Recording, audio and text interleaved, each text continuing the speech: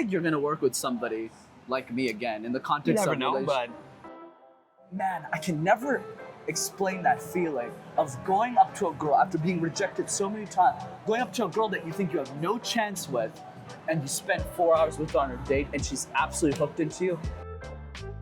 all right, final day of our residential here in Bangkok.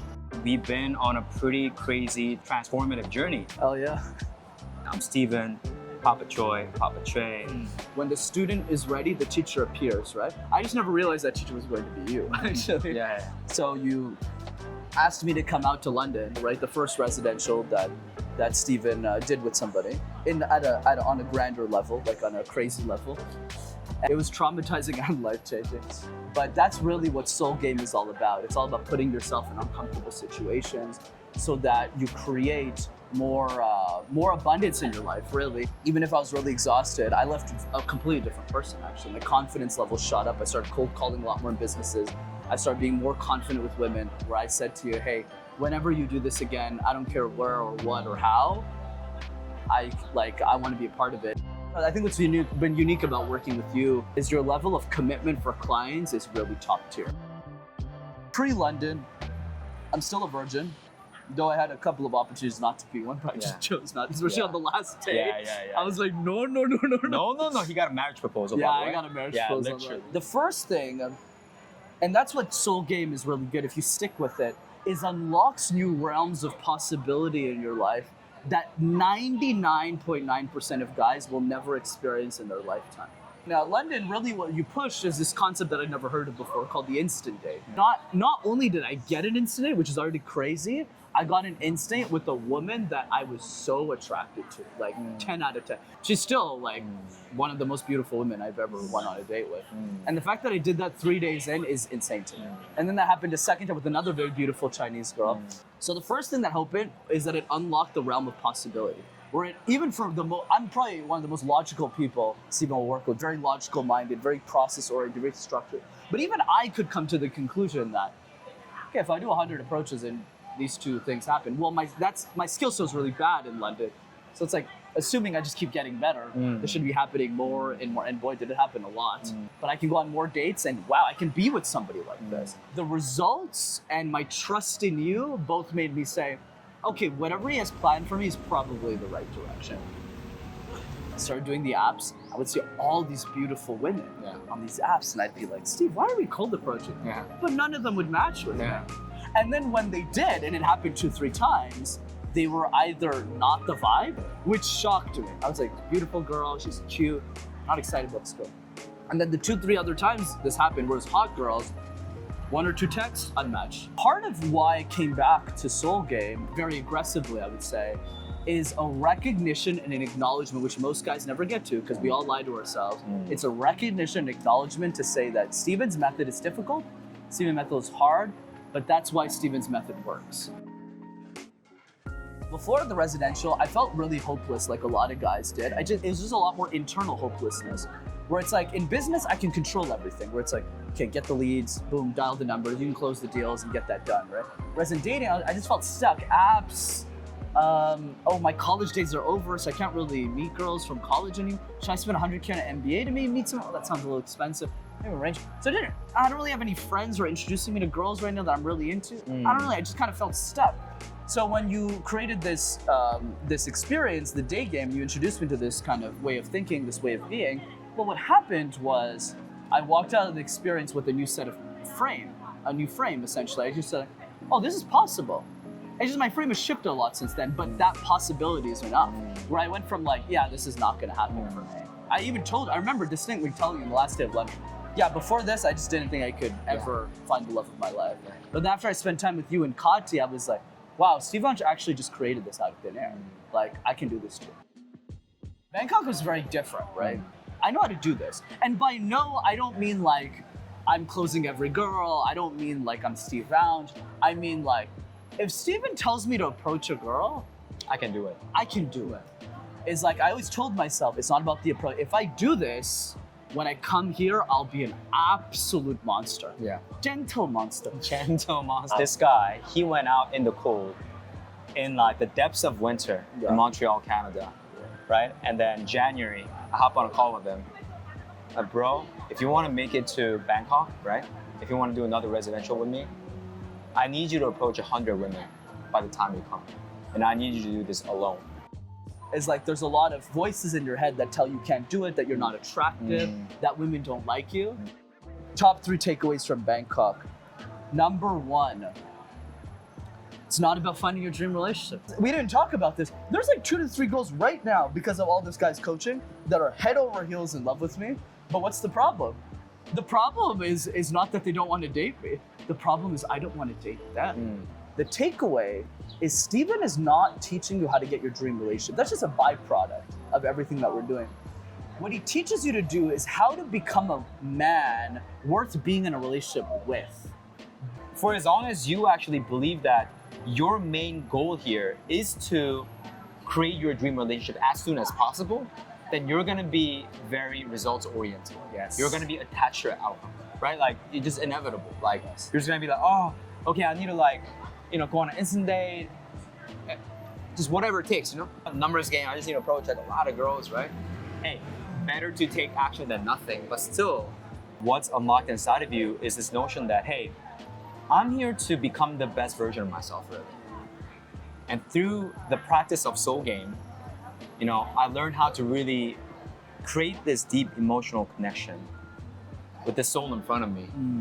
And in the process, I actually discovered the different layers of like, who do I want to vibe with?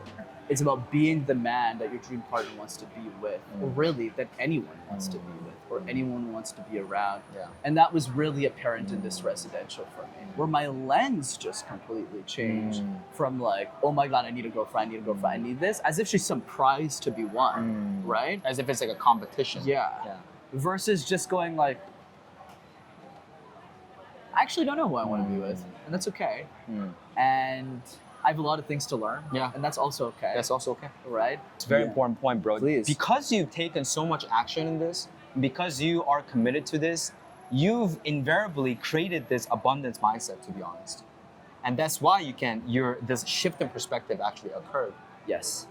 We see you kind of like doing approaches and killing it, but you're a great example of someone who doesn't take shortcuts in life. It's like 17 years. It's like after I started seeing the results, obviously it helps that I know you and I already trust you and I've seen your results. I just applied that same mindset to the best that I can, right? In this, I know it's not my strongest area of life, but I don't want to judge myself either. Like try my best to push myself in this area. So that's takeaway 1. Takeaway number 2. We actually don't know. I would always give you hypothetical situations because I do that all the time in business. Okay, if this happens, if Y happens, then we have to plan this. But in dating, that just doesn't apply, right? And especially in dating, where it's like the frame is unpredictability. You don't know when or how or where or in what way you're going to meet your significant other. You don't know which girls are warm to you. You don't know which girls are going to be dicks to you. You don't have nothing. Bro, you actually don't know. You have to keep approaching. And you would say that, and then I wouldn't get it. Like, I'd be like, yeah, I know, dude. Like, what are you talking about? Yeah. But I actually don't. I'd approached like 20 girls that I was super tired. I was like, my back, we didn't even talk about that. My back was completely shot. And then I see this woman walking, and I don't see her face. And I run up to her, and I stop her, and I go like, oh, whoa. And then I do my kind of script, and then my approach, and then she just falls right into me. And I'm into my frame like this puzzle. And I'm like, man, this is it. And I get really focused. And you see that in the clips, right? My body language shit. Yeah. Like, Steven even looked at me and he was like, bro, I'm not this kind of fight. I didn't even know he could stand up like that, actually. Literally. Yeah. I actually did not know he could stand up like that. Yeah. You really downloaded everything that we've been telling you and then you integrated in that specific moment, right? Everything at once. Everything. So why is my takeaway number 2, we actually don't know? Because the best woman I met in this entire residential, and it's not even close, actually. Right? It's not even close. I just don't like to remind myself of it. Is a woman who didn't speak English. What the frick is going on? It's like literally on my whole criteria, the first one is speak English. Right? Right? It's like it couldn't be any clearer. Like, yeah, of course you need to speak English. And then in that moment, my logical brain and my heart kept like fighting. My heart was going like, dude, make something out of this. What are you doing? And then my logical was like, just move on to the next one, man. Life is a numbers game. Just keep approaching, right? And then after I kind of let her go and I made a lot of mistakes that we won't cover right now, and I sat down with myself a few days later, I realized, I was like, you know what? I have to really stop lying to myself. I actually don't know what I want in a relationship. And Pang taught me, hey, the next time, Brendan, that you meet someone who doesn't speak English that well, that you vibe with, please don't judge them. Lesson is not that I should be with Pang. The lesson is that because of my failure to actually embrace unpredictability to the fullest and just be open to the process more, I would have done way better. In the context of dating, like, because we don't actually know, you have to stay open.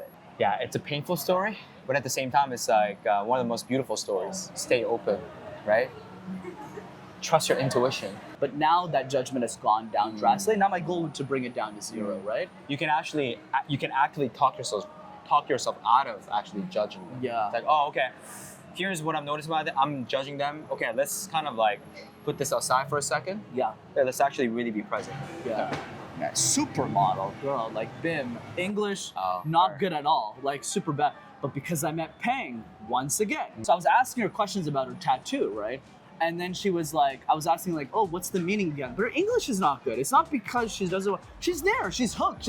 It's not because she's not interested or she doesn't want to talk. She's having trouble, right?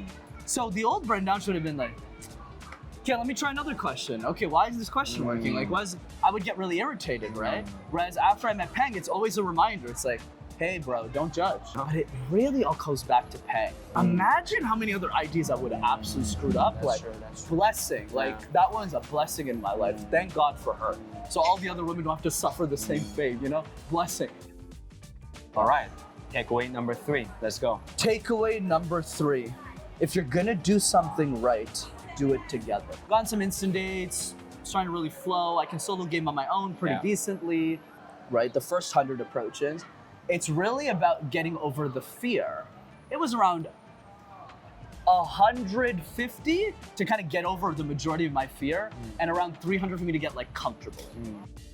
From 100 to 1,000, it's about using the brotherhood, the other papas, to remind yourself that it is about the skill set, not the result. The pain I've experienced going from 100 to 400 is the same level of pain that I've experienced from 0 to 100, but it feels differently. Oh, I don't want to approach this girl.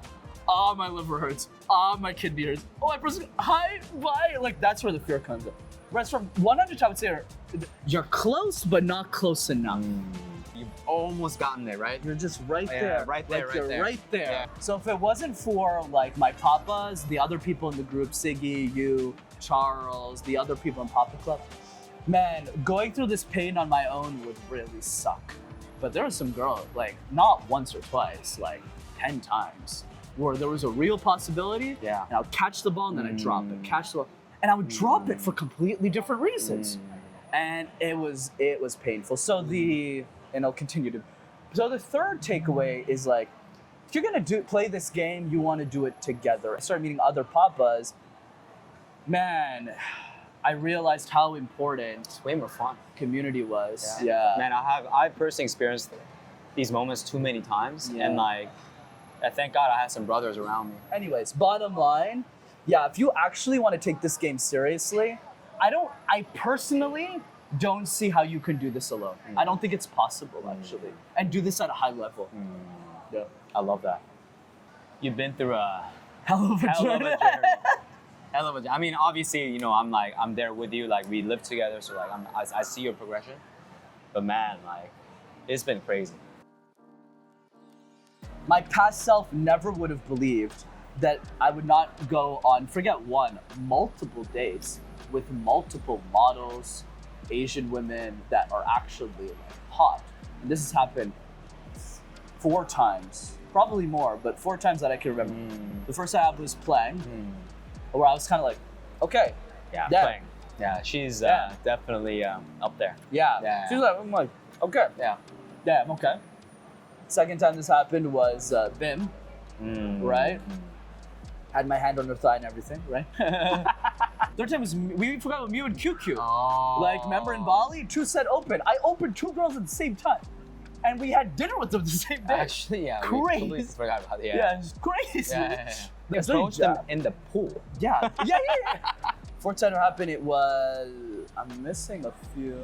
Oh, Jenny. Oh, Jenny, Yeah, man. Jenny How was can we cra- forget about Jenny? Jenny was crazy. Wow. She's like a high-end model for like beauty products in Hong Kong. She was just dancing alone in like some dance floor in Bali. Steve Aunch and Sig Aunch had me approach her the first time, and then the second time, and she would have closed on the first one, but on the second time, bro, I just took her hand. She just followed me. We had a drink. We waited up, stayed up until 3 a.m. And I only found out at the end she was a model, actually. Yeah. Because I could tell she didn't want to talk about work. So I was just like, we were just vibing. I was giving her some dating. We just had so much fun together. And she was taller than me, which is very intimidating, right, for me. Because I like petite women, but I'm also a little scared of like dating taller women. Like, and I think about them, I was like, man, like, You've I created wanna- all those things. yeah, like I've went on like multiple dates with a lot of these different types of people. And then in contrast to that, like me and Siggy, like to make a long story short, we went on the speed dating event, right, in Bangkok. And we saw the difference between Soul Game and doing everything else. Like, you know, the women were great, they were nice. There was one I was kind of into, but all the guys were like running after her type of thing. So she became a 9.5 instantly because of the environment we're in. Whereas I was looking at this, but I wasn't needy. I just thought it was funny. Because I was like, oh my God, because of Soul Game, like, I could just meet girls who are much more alone with nobody and just like, Yep. and they're gonna respect me way more for it. Oh, yeah, 100%. The amount of dates and hooks and conversations I've had with Asian women, Yeah. crazy. Crazy. At some point on that day, you're like, hey, see that girl? I go, yeah, I'm ready. Yeah. Hey, just go up to her and tell her she's cute. And I went, huh? Wait, what do you mean? And then you're like, yeah, go up to her. Same thing. What do you mean? Like, tell her. So that's what was my first introduction to my sexual energy, which I don't really had until this resident, because I've never been with a woman. It's a very uncomfortable experience for me. Right? And then you guys started coaching me on so many different things. Yeah. And I was like, It's a lot. Hey, whoa, wait a second. Started doing that, and I wasn't expecting much for it. I did it once. I was really afraid. Hey, excuse me, do you speak English? They're like, yeah. I just thought you were cute. And they're like, okay. So I was like, and then I was shocked because I was like, wait, then why is this getting hard again? Like I just did like 100-minute approach. Why is this getting stressful? It was because I actually remember this because my back was hurting. I was sitting down, and you're very good at calling this out. You were like, but you do it in such a nice way. Hey, Brian, I see you haven't been doing a direct opener like I told you to. Like, you got to do it, you know? And then I was like, okay. And I'm giving this context because it's important because I think a lot of guys can relate to what I'm saying. Because you guys might be making fun of me until you do it, okay? So don't be judging me. Yeah, that's true. Right? The fact that I went from that to like moving my chair now in front of a girl, putting my hand on her thigh, playing with her hair, doing that, and like 14 days is crazy. We call them STB, sexual threat brand down. Let's go. And if I had to be honest, I guess it makes sense in retrospect why I do enjoy Soul Game a lot more than I thought, because because I'm already insane as it is in other areas of life. And hey, high risk, high reward, right? And the rewards are great. Now I can really verbalize what makes your coaching very unique, actually, which we haven't really done yet. Because in London, I didn't really know what I didn't know. So there's a couple of things that Steve Aunch does really well that's very unique to your approach and what you do. You really care very deeply about your clients. Like there's a love that you have. This is why you're so picky. You remind me of me in that way, actually. Especially for the ones where you're putting a lot of time into. Yeah. You have so much love for the client that even when you're not being paid, it's a very important distinction. That's why he's worth every penny. Even when you're not being paid, like the last week you flew just because you wanted to. I didn't expect you to. I just a little bit didn't want you to either. Right? From little intense. Little intense, Yeah. right? But I'm really glad you did. Thank God you did, actually. Or else JT never would have happened. Or I would have given up long before that would have happened. The fact that you care so much about the client adds a lot of additional layers that I believe you're the only coach right now that is providing that level of service to people. You're able to understand the archetype of the girl that the guy is into and call them out on their bullshit. He'll switch into QFM. Second part of your game that's very lethal from a client perspective is your willingness to be patient with the client and say, hey, here's why we're here. Do you understand? Now that we understand, let's do a couple of minutes. Yeah. Second part. And the third part that I really love, unique to you once again, you live with the client. What's happening now is we're talking about my sets throughout the entire day.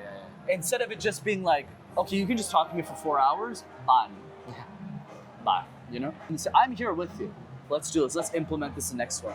That's really what escalated my game. A bonus one that I'll add to your game, well, you've already gamed here before. You're not coming from the perspective of, hey, look at me, I have a girlfriend, you have to listen to me now. No, your perspective is, hey, I've approached 2,000 women in this city. Forget like in the city. I'm still doing it with you guys. Like, that's what I love about you so much is like, when I make a request, if it's justifiable and it's helpful and it's adding to the vibe, you always say yes. That's the context, right? Yeah. That's what we're here for anyway, right? Yeah, so even 2 days ago, right? But he'll challenge you first. But if you solve the challenge, he'll do it. So 2 days ago, girl named Pink, really into the girl. Yeah. Really into, I tried everything said 3 times, She sat there and he was like, hey, I think that's what you should approach. And I was like, hey, Steven, can you approach her? And you challenged me for it. Dude, are you sure? Because, hey, like, you're into her. Like, if I go in, it's over. It's game over. And I just went, no, actually, and I explained my thought, and you were like, okay, and you did it anyways. Yeah.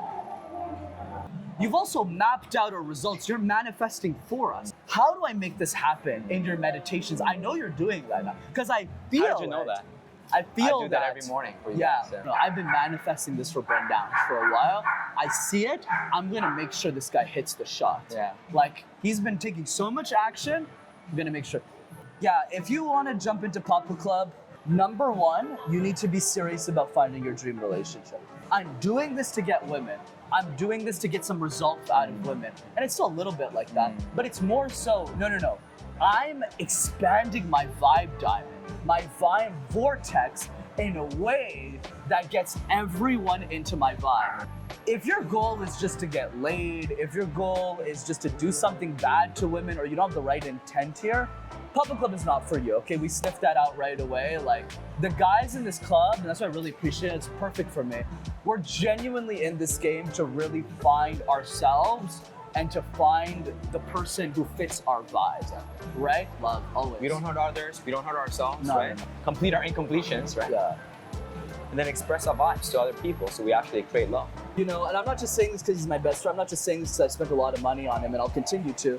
I'm saying this because I didn't have to go through 15 different pickup coaches, and he doesn't do pickup, he does cold approach, right? I've done all of that before. Yeah, I didn't have to do any of that. Are you willing to be open?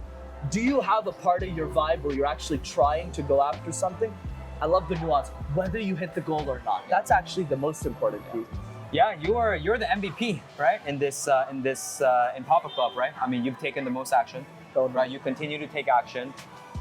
Yeah, like I don't care if you're like, if you haven't met your dream girlfriend yet. I mean, you just started this journey like 6 months ago, Literally. right? And like, you know, we talk about your feedback. You're always willing to take a look at that. Okay, let me consider that.